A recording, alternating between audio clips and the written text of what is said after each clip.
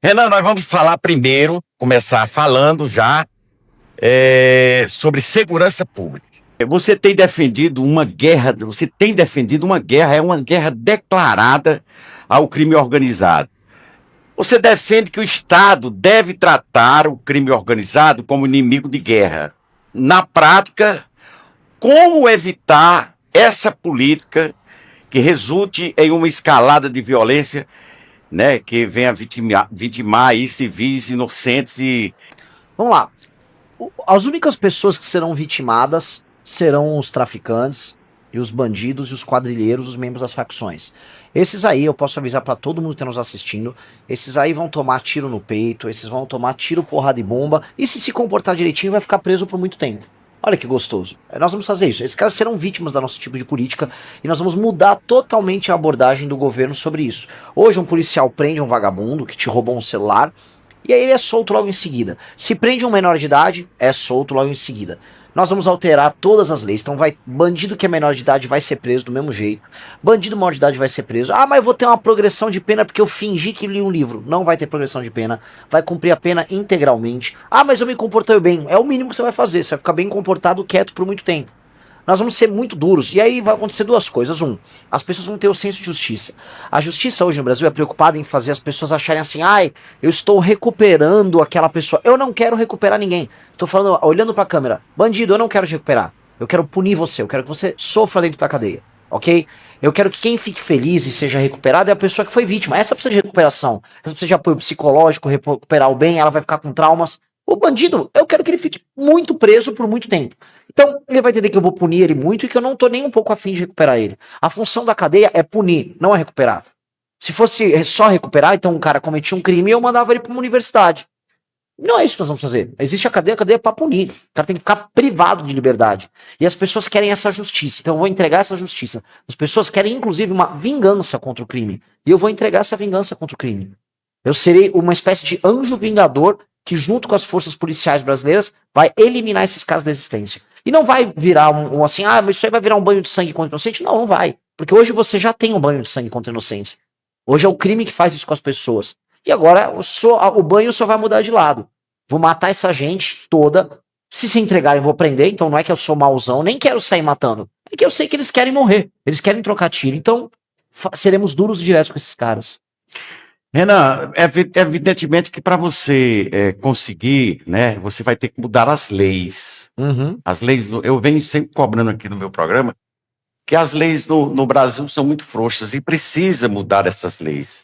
Você sendo presidente da República, como é que você vai fazer isso? Que você vai depender do Congresso Nacional, depender da Justiça, depender não vai depender só de você. Como é que você vai conseguir mudar essas leis para que você possa fazer isso que você está falando?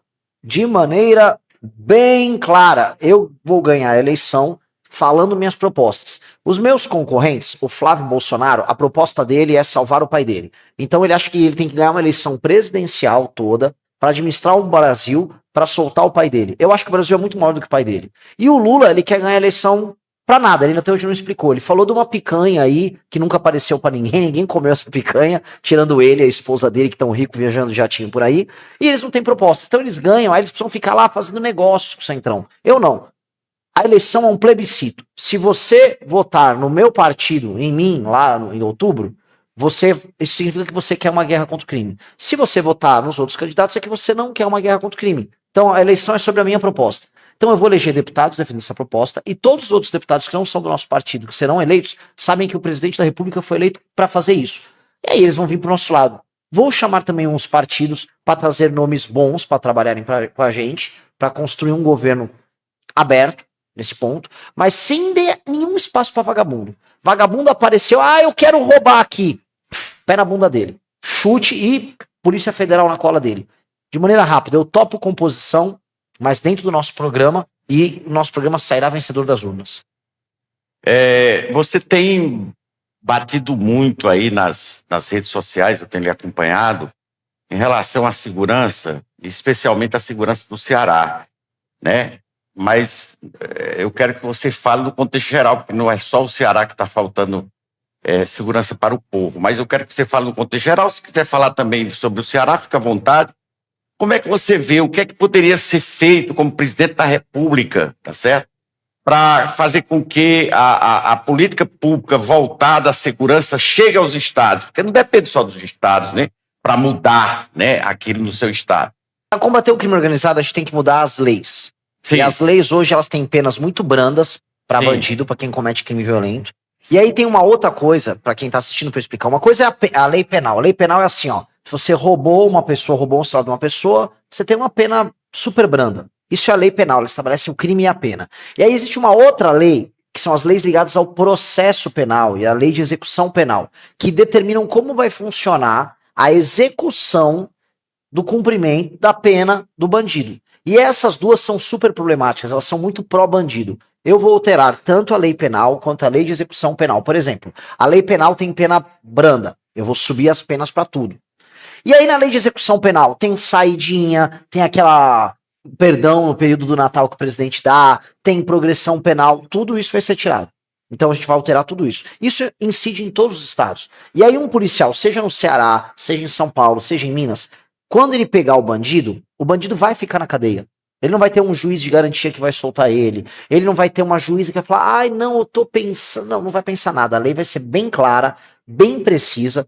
E aí a justiça começa a ser feita. Porque o policial no Ceará é corajoso. Assim como o policial em São Paulo é corajoso, assim como o policial em Minas é corajoso.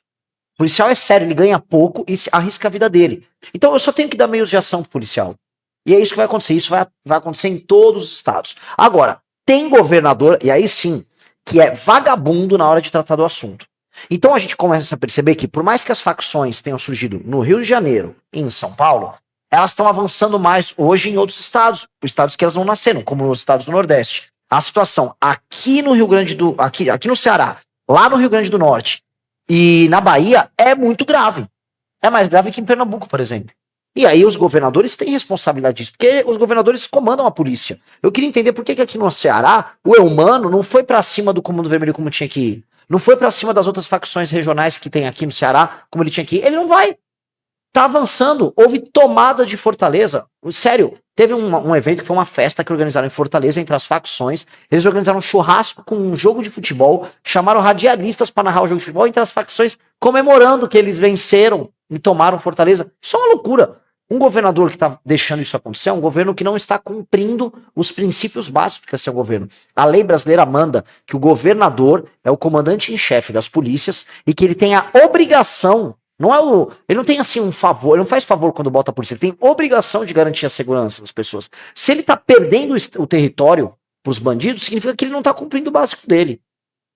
Renan, ainda falando sobre segurança, a gente vê muitos colocarem a culpabilizar, certo? As favelas. Porque lá o governador do Rio de Janeiro agora fez aquela ação, entrou, matou 120 pessoas, tá certo? E voltou tudo normal lá. E, pelo meu conhecimento, eu tenho certeza que o crime organizado, que as facções, elas foram criadas dentro dos presídios. Eu me recordo que quando o Marcola foi preso, Fernandinho Beiramar e outros criminosos que até já faleceram, eles começaram a criar essas organizações. Isso com a conivência dos políticos, né? E hoje diz, não, as favelas é que tem que ser combatidas, vamos matar a gente, porque lá também tem cidadão de bem. Eu queria que você falasse sobre isso. Eu sou essa pessoa que está falando das favelas. Eu estou falando que eu quero derrubar as favelas. Eu tô falando que eu quero destruir o crime organizado, a começar pela fortaleza que eles fizeram nas favelas. Sim, o crime organizado começa nos presídios, e sim, nós temos que esvaziar os presídios do comando do crime organizado. A gente tem que lotar de bandido o presídio, mas o comando que eles exercem dentro tem que sumir. Eu concordo. Mas hoje, a fortaleza do crime organizado são as periferias. E eu preciso fazer isso porque milhões de brasileiros, estou falando na casa dos dezenas de milhões de brasileiros, vivem em territórios comandados pelo crime. E onde estão esses territórios? Majoritariamente nas periferias das grandes cidades. E o que é um local de periferia numa grande cidade brasileira? É o que a gente chama de favela, comumente. São bairros pobres, oriundos de invasões, com pessoas pobres vivendo lá. Então, você precisa tomar a favela militarmente. Eu preciso invadir, eliminar, prender e matar, ou prender ou matar todos os bandidos. E aí depois eu vou urbanizar aquilo, porque não tem que existir favela. Favela é um negócio horrível. Ninguém consegue morar numa favela. Aquelas pessoas estão existindo, elas estão sobrevivendo na favela. Falar que uma pessoa mora bem numa favela aí é uma, né? Aí você tem que estar muito doente. Então, eu vou fazer isso. Tanto no presídio quanto na favela. Inclusive, lá em Pernambuco, eu e o meu time entramos em um presídio que tinha sido recém-abandonado pela governadora, e lá a gente pôde mostrar pra todo mundo, tem um vídeo, todo mundo pode ver, que o presídio era basicamente um hotel de luxo do Comando Vermelho. Cada quarto de cada um tinha TV, tinha internet, Eu tinha vi essa sistema de som. matéria. Assim, é um absurdo. Então, eu concordo com o senhor, mas eu estendo a favela. A favela tem que ser libertada. Gostou do vídeo? Dê o like e se inscreva no Elite Missão para não perder nenhuma atualização do movimento. O futuro é glorioso.